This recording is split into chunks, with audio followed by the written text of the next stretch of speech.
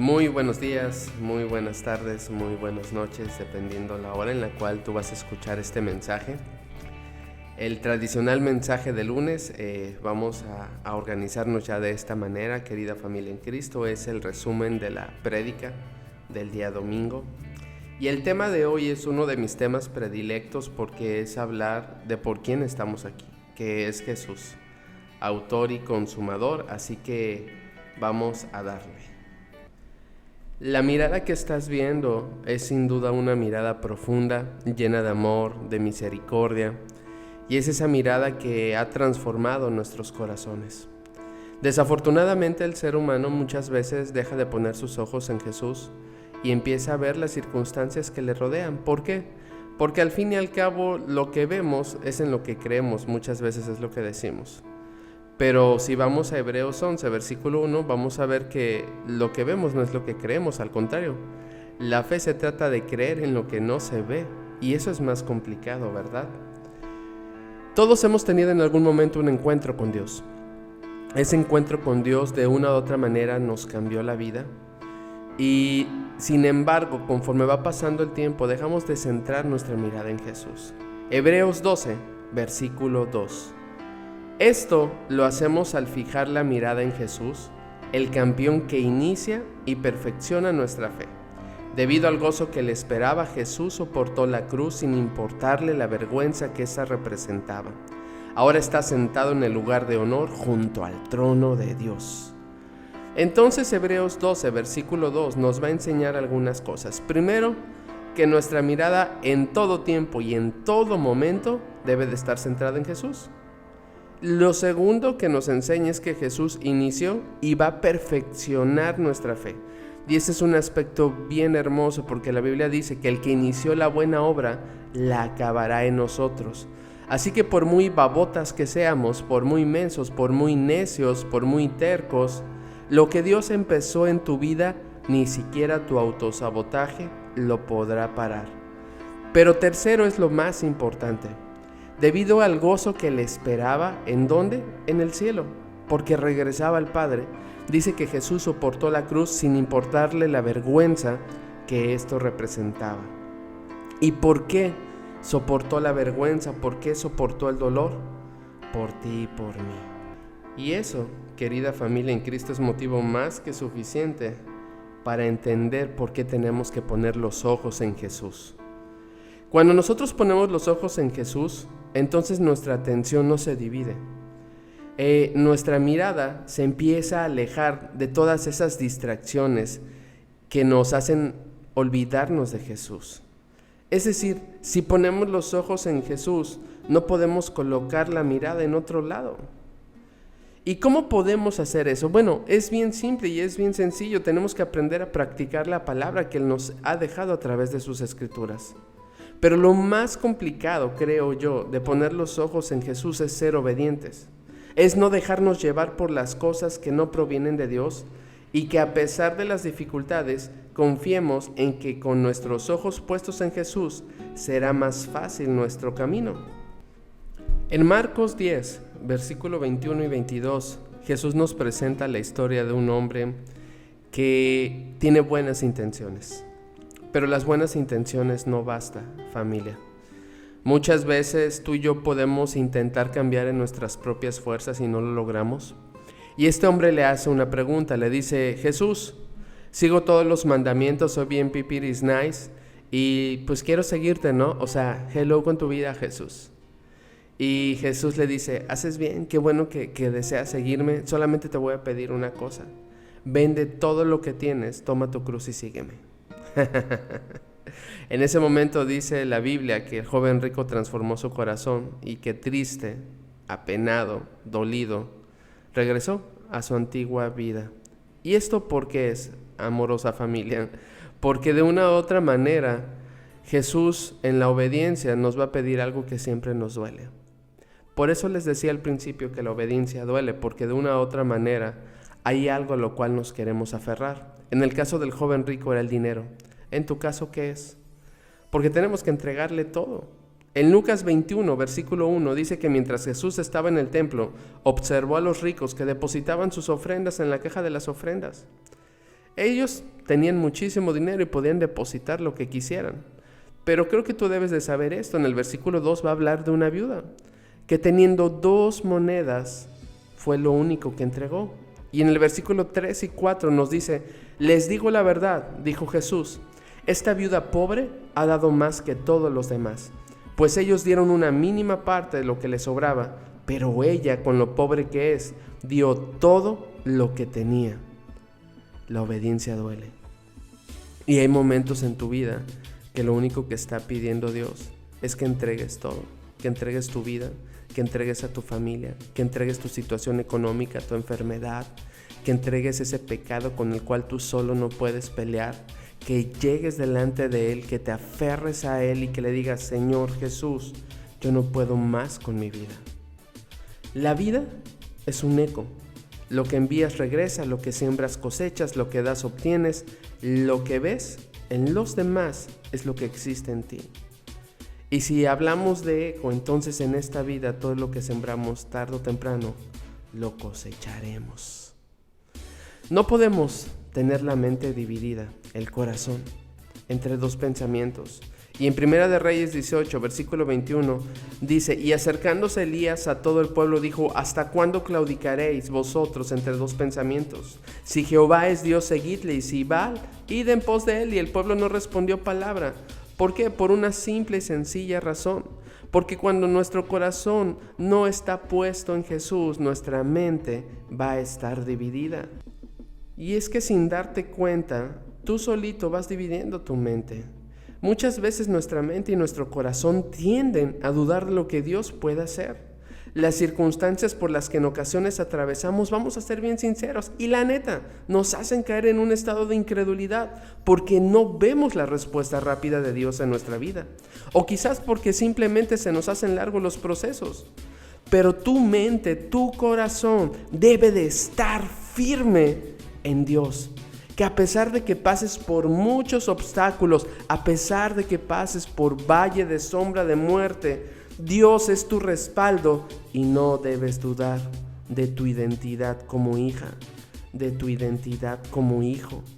Y esto, querida familia, es algo que es tan terrible porque muchas veces viene un problema, viene una situación económica, una crisis familiar, y nuestros ojos en automático dejan de ver a Dios, dejamos de ver a Jesús, nos tomamos todo personal y entonces nuestro corazón se divide entre 2 pensamientos. Si tomas todo lo personal, vas a vivir ofendido la mayor parte de tu vida.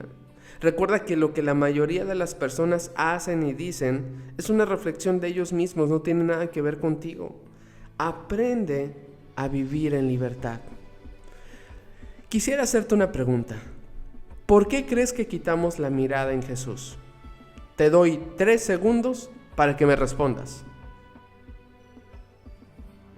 Seguramente tus respuestas no van a coincidir con las mías, porque esto es lo maravilloso de no vivir una religión y una relación, sino una relación con Jesús. Porque tus respuestas a lo mejor tienen que ver con lo que has vivido esta semana. Yo saqué algunas aquí. ¿Por qué quitamos la mirada de Jesús? Porque tenemos prioridades equivocadas, porque nuestra prioridad no es Dios, porque no tomamos el evangelio como un compromiso, sino como un pasatiempo. Y esto suena cruel y suena feo.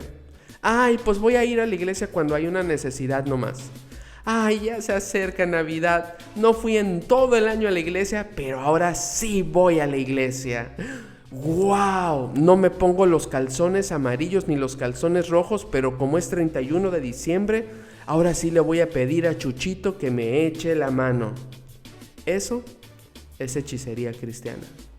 No has tomado la cruz. Eres como el joven rico, como la joven rica, que has decidido seguir haciendo su santa voluntad en lugar de hacer la voluntad de Dios.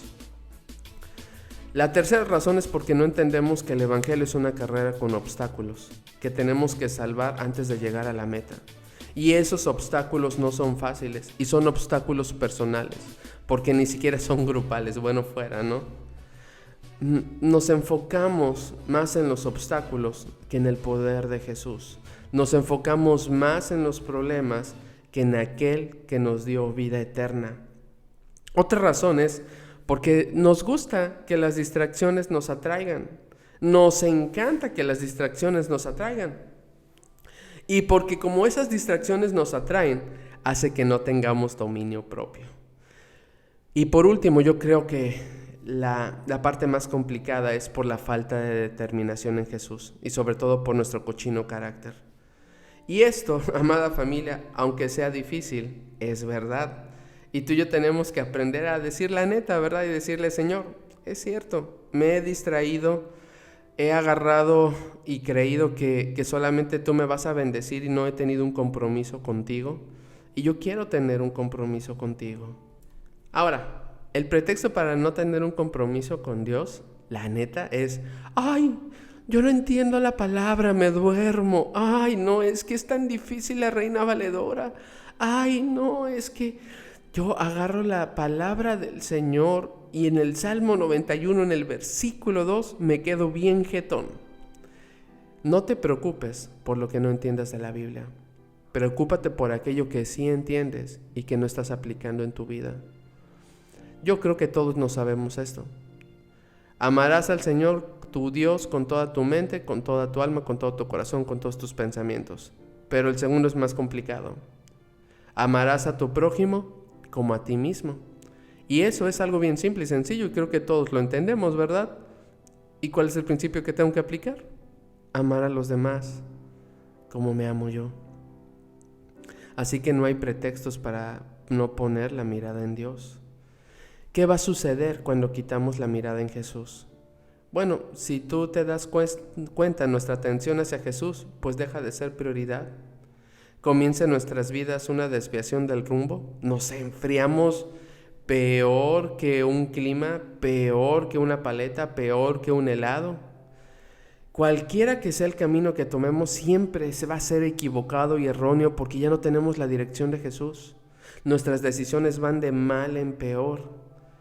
El camino a la gloria de nuestro Padre lo perdemos, se nos olvidan sus promesas y sus palabras y no hay nada más triste que ser cortos de memoria. Pero sobre todo, tú que me estás escuchando, y yo creo que este es el sentir de lo que Dios puso este domingo en la iglesia, se va diluyendo el amor y la fe en Jesús. Haz un recuento de tus daños, haz un recuento de cómo te ha ido este año, cuáles han sido tus buenas y malas decisiones, qué tanta relación y cercanía has tenido con Jesús. Y es que si eres sincera, si eres sincero, te vas a dar cuenta que mucho de este año de tus malas decisiones fue por una simple y sencilla razón.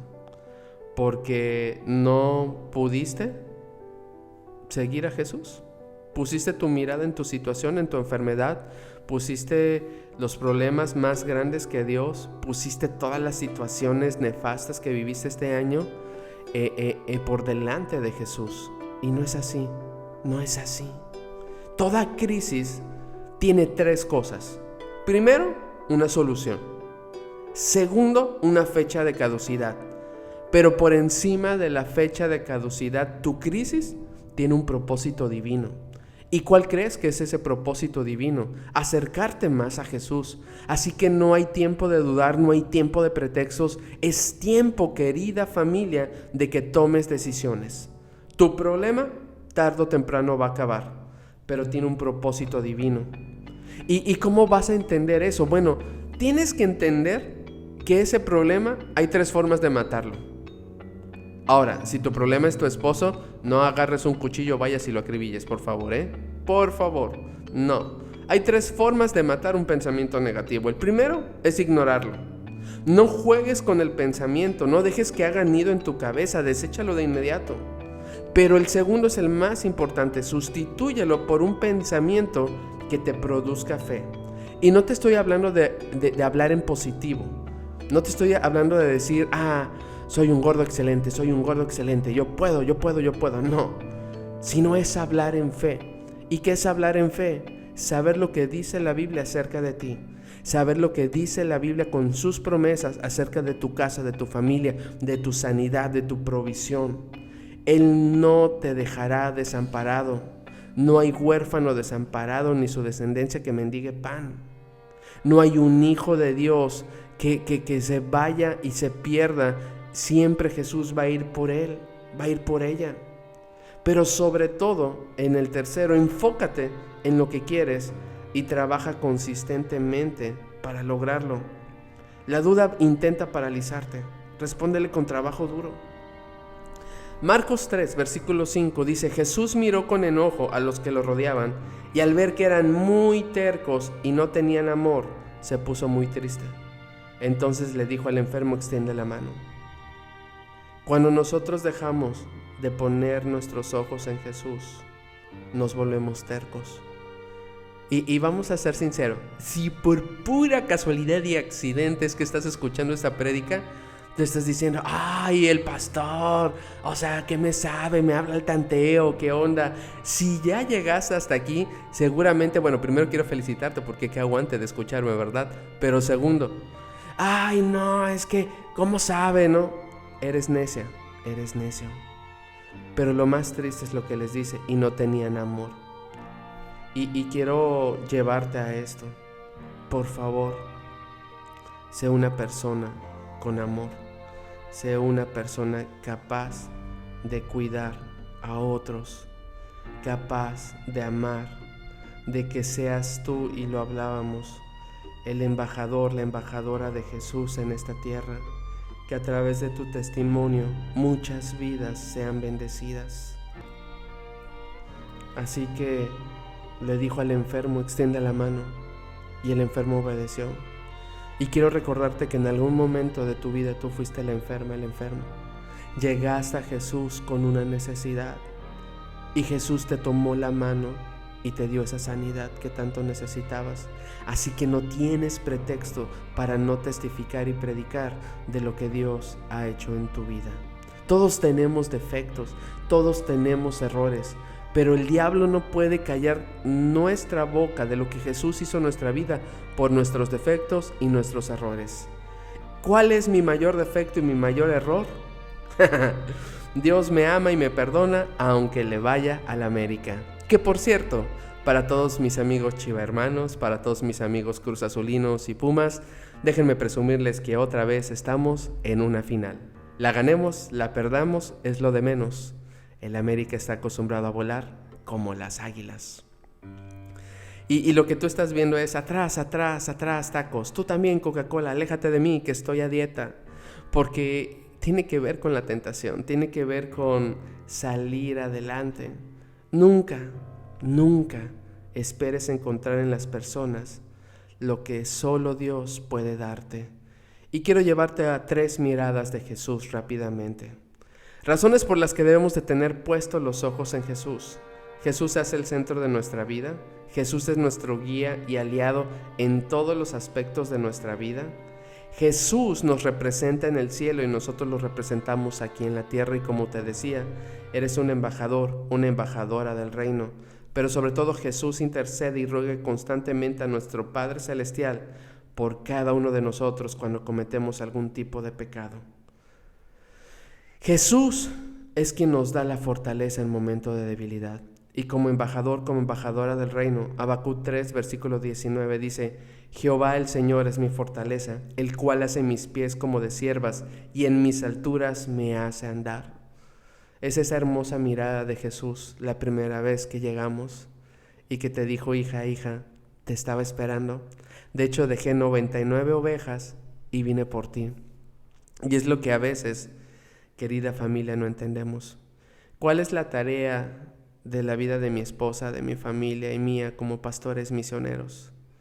Ya dejamos 99 ovejas allá en Veracruz. Era tiempo de venir por más a Mérida, de ayudarles a encontrar a Jesús, que encontraran esa mirada. Y esto es algo que la obediencia duele, porque nos duele a todos. Pero hemos aprendido a caminar en fe, familia, y es a lo mismo en lo que te animo. La segunda mirada tiene que ver con entender que Jesús es el sumo sacerdote, que Él entró en el cielo, Jesús es el Hijo de Dios y aferrémonos a Él. Esa mirada no es de fracaso, la cruz no es un fracaso, La cruz es el éxito de Jesús porque resucitó al tercer día, venció a la muerte, rompió el acta de decretos que había en tu contra para darte una segunda oportunidad. Así que cada vez que miras a Jesús en la cruz, no ves a Jesús derrotado, ves a Jesús victorioso porque Él te salvó de todos tus pecados y te proveyó una segunda oportunidad con el Padre Eterno. Y la tercera, y esta quiero que la fijes bien, Juan 3:16. Pues Dios amó tanto al mundo que dio a su único Hijo para que todo el que crea en Él no se pierda, sino que tenga vida eterna. La tercera mirada de Jesús es el consumado es. Padre, lo logré. Hoy acabo de salvar a la humanidad y la regresé contigo. Son hermosas estas fechas, me encanta Navidad. La aprendí a amar a través de mis hijos y de mi esposa, porque antes yo tenía el espíritu del Grinch. Pero estas fechas sirven para recordar el consumado es. Jesús venció, Jesús te dio una segunda oportunidad. Pero ¿qué estás haciendo con esa oportunidad? Piensa por un momento. Él te amó sin medida, a pesar de nuestras fallas, de nuestros errores y poca convicción. Él no cambia, Él es fiel. Ponía el ejemplo de Judas y de Pedro. Los dos le fallaron, solamente que Judas vivió en remordimiento y se ahorcó, murió. Lucas 22, versículo 61. En ese momento Jesús se volvió y miró a Pedro. Entonces Pedro se acordó de lo que Jesús le había dicho. Hoy, antes de que el gallo cante, vas a decir 3 veces que no me conoces. A pesar de lo bocón, a pesar de lo culpable que Pedro se sentía, cuando Jesús resucita, se acerca a él y le dice: ¿me amas? Apacienta mis ovejas. Señor, tú lo sabes todo. Y es con la reflexión que quiero terminar el día de hoy. No centres tu mirada en Dios si no estás convencido. No centres tu mirada en Jesús solo porque necesitas un milagro. No centres tu mirada en el Rey de Reyes solo porque tienes una necesidad. Sigue a Jesús no por los panes y los peces. Sigue a Jesús por lo que Él es, autor y consumador. Él vive y vivirá por siempre. Él es el que te está dando la segunda oportunidad, no se la estás dando tú a Él. Así que no la desperdicies, no lo eches a perder, pero sobre todo, camina en fe. Así que, ¿qué te parece si oramos el día de hoy? Si nos entregamos delante de Dios y le decimos: Padre, hasta aquí hemos llegado, ayúdanos. Amado Jesús, gracias por todo el amor que derramaste en mí. Gracias porque tu misericordia me alcanzó, me restauró, pero sobre todo me enseñó a ser una persona nueva. Hoy te bendigo y te pido que me ayudes a centrarme en ti, que me fortalezcas, que me animes, pero sobre todo que me consueles y que me hagas entender que mi mirada todo el tiempo debe de estar en ti. En el nombre de Jesús. Amén. Recuerda, familia, esto es día de gracia. El amor del Padre ha estado esperando por ti. Qué bueno que escuchaste este mensaje. Estamos en Jalapa, estamos en Mérida, estamos en Veracruz, porque Dios es bueno y ha levantado hombres y mujeres de fe que le están creyendo y le están sirviendo a Dios. Así que congrégate. Pronto tendrás nuestra app para que la puedas escuchar y ver todo el contenido que tenemos ahí. Así que muchas gracias. Que Dios te bendiga, que Dios te provea en todo, que Dios te restaure. Y nos escuchamos cuando nos tengamos que escuchar. Chao, chao.